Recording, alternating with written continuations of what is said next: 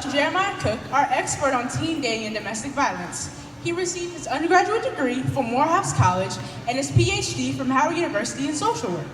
We also have with us today Ms. Lauren Patterson, our domestic violence survivor and advocate. She is also a motivational speaker.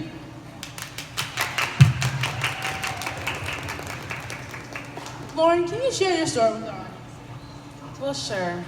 Well, in 10th grade, my boyfriend broke my jaw. As I was sitting in the emergency room, I knew that it was time for me to go. We were dating for 3 years, and I learned that there were no such thing as love taps. I had to get my mouth wired shut for 6 weeks with no food to eat.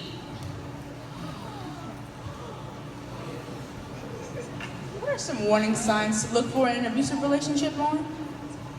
Well, if someone starts to call you names or get jealous of your family and friends, you need to be aware. These are signs of controlling behavior that can lead to emotional abuse.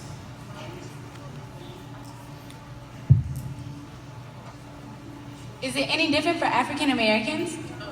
Yes, it can be very different because it can be seen as a family matter that shouldn't be reported to the authorities. Thank you. Dr. Cook, do you have any advice for abusers or potential abusers?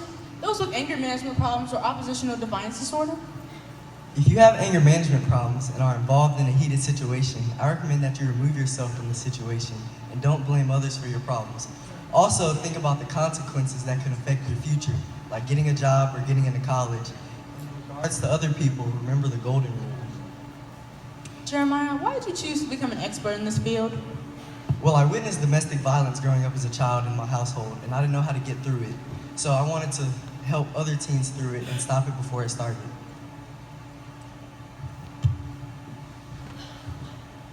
Lauren, when did you know that you wanted to leave? Unfortunately, when my jaw was broken. Thank you.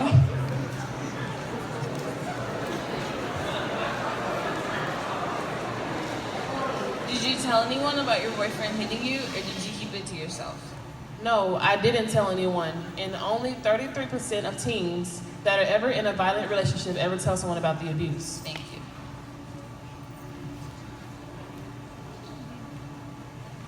Is it true that men suffer from domestic violence? It's very true, and approximately 1 out of 6 men suffer from domestic violence in their lifetime.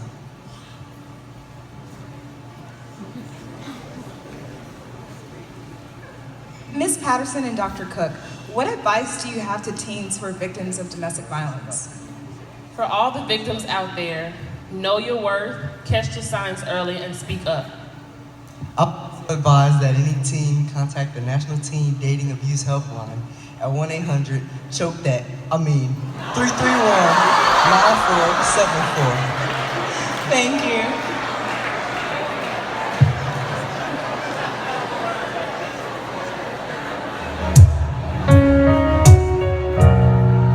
Today on Stay Woke, we have discussed teen dating and domestic violence because we want you to know that no matter what happens in your lives,